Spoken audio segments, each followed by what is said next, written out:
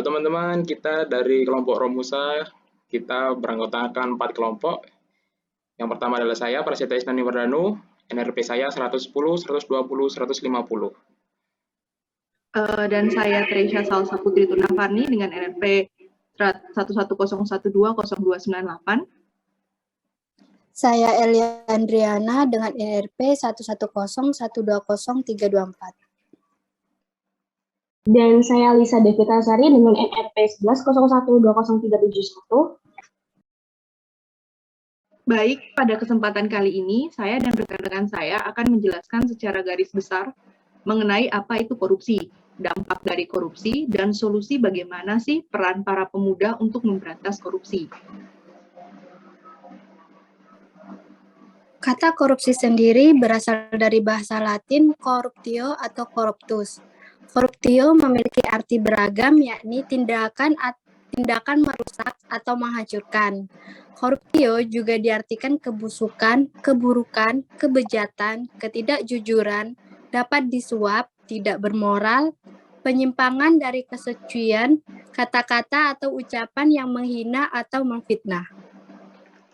Nah, pengertian korupsi juga disampaikan oleh Asian Development Bank atau ADB, yaitu kegiatan yang melibatkan perilaku tidak pantas dan melawan hukum dari pegawai sektor publik dan swasta untuk memperkaya diri sendiri dan orang-orang terdekat mereka. Orang-orang ini, lanjut pengertian ADB, juga membujuk orang lain untuk melakukan hal-hal tersebut dengan menyalahgunakan jabatan. Terus kenapa korupsi ini bisa ada ya? Kira-kira apa ya faktor penyebabnya? Mungkin bisa jadi dari faktor internalnya, seperti aspek moral, lemahnya kejujuran, aspek sikap dan sifat konsumtif. Bisa juga dari faktor eksternalnya, seperti aspek ekonomi, di mana gaji yang tidak mencukupi sehingga mereka memilih untuk korupsi.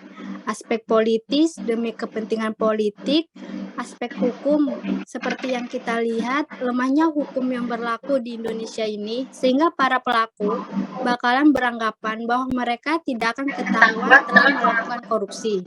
Dan aspek sosial, di mana lingkungan masyarakat masih kurang mendukung gerakan anti korupsi.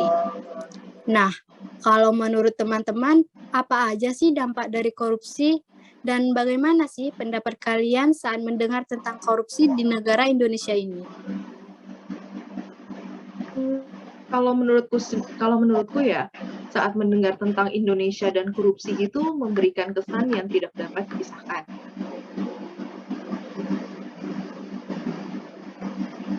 Ya, betul sekali. Contohnya saja di tengah pandemi virus COVID-19, ini saja bahwa persoalan di korupsi di Indonesia begitu banyak.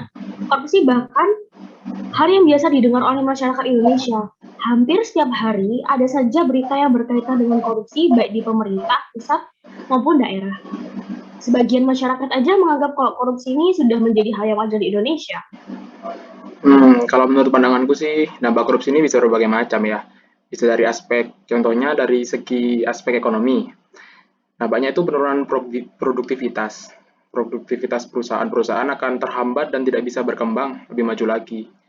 Ini akan menyebabkan pengurangan jumlah karyawan atau PHK. Nah, terus angka kemiskinan akan meningkat. Kemudian menurunnya pendapatan negara dari pajak. Kemudian meningkatkan utang negara, menurunnya pertumbuhan ekonomi, dan investasi. Kemudian untuk dampak di bidang pemerintahan yaitu etika sosial mati. Birokrasi tidak efisien dan hilangnya fungsi pemerintahan.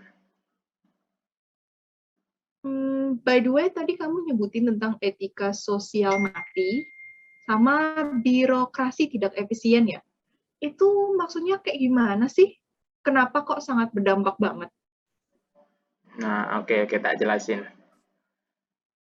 Yang dimaksud dari kalimat etika sosial mati itu, dengan adanya tindakan korupsi dari satu anggota kelompok, maka anggota lain akan menutupi tindakan tersebut dengan berbagai cara.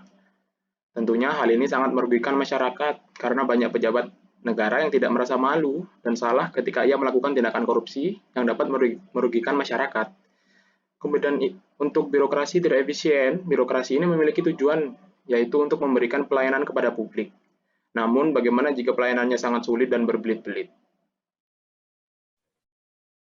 Maka masyarakat akan kesulitan sih untuk mengurus dokumen-dokumen, belum lagi jika untuk mempercepat pelayanan masyarakat untuk membayar. Nah, harusnya birokrasi pemerintahan ini mengedepankan kepentingan masyarakat, bukan kepentingan pribadi dan kelompok saja. Jika banyak hal ini terjadi seperti suap, maka negara tidak akan maju dan korupsi akan terus terjadi di mana-mana. Kalau menurutku, dampak korupsi bagi generasi muda nih, terutama bagi kita, para mahasiswa, kan generasi muda yang melihat bahwa setiap kasus korupsi meningkat setiap tahunnya, dan penegakan hukum mengenai korupsi masih kurang. Maka generasi muda akan beranggapan bahwa korupsi merupakan hal yang lumrah atau budaya yang sudah biasa terjadi. Lalu, bagaimana solusi yang bisa kita berikan kepada generasi muda itu, terutama pada mahasiswa? Menurutku sih dengan mengadakan kegiatan sosialisasi anti korupsi ya, di mana kegiatan ini bertujuan untuk memberikan wawasan terkait korupsi sejak dini dan menanamkan beberapa nilai anti korupsi, yaitu jujur, peduli, mandiri, dan disiplin. Yang kedua, mungkin bisa mempromosikan melalui media sosial mengenai pemberantasan korupsi atau membuat suatu perlombaan melalui media sosial yang sering dipakai oleh para pemuda, contohnya membuat lomba TikTok mengenai edukasi tentang anti korupsi. Bisa juga memakai strategi preventif. Strategi preventif yaitu upaya pencegahan korupsi, misal dalam sebuah organisasi yang ada di kampus, untuk melakukan perbaikan sistem dan prosedur dengan membangun budaya organisasi yang mengedepankan prinsip-prinsip fairness. Contohnya transparency, accountability, dan responsibility yang mampu mendorong setiap individu untuk melaporkan segala bentuk korupsi yang terjadi.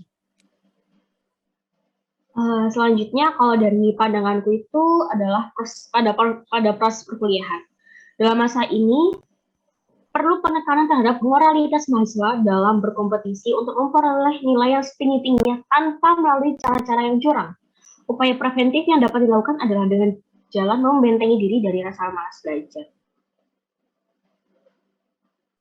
Nah, jadi teman-teman semua, korupsi bukan suatu budaya, melainkan suatu tindakan yang harus kita cegah dan kita berantas. Peran pemuda sangatlah penting untuk memberantas korupsi dengan kekuatan yang dimilikinya, berupa semangat dalam menyuarakan dan memperjuangkan nilai-nilai kebenaran, serta keberanian dalam menentang segala bentuk ketidakadilan. Peran pemuda menempati posisi yang paling penting dalam upaya pemberantasan korupsi di Indonesia. Kekuatan tersebut bagaikan pisau yang bermata dua. Di satu sisi, para pemuda mampu mendorong dan menggerakkan masyarakat untuk bertindak atas ketidakadilan sistem, termasuk di dalamnya tindakan penyelewengan jabatan dan korupsi.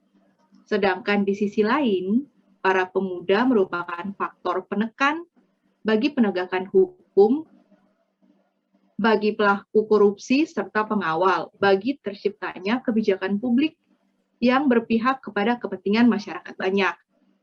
Nah, sekian podcast dari kelompok kami. Terima kasih.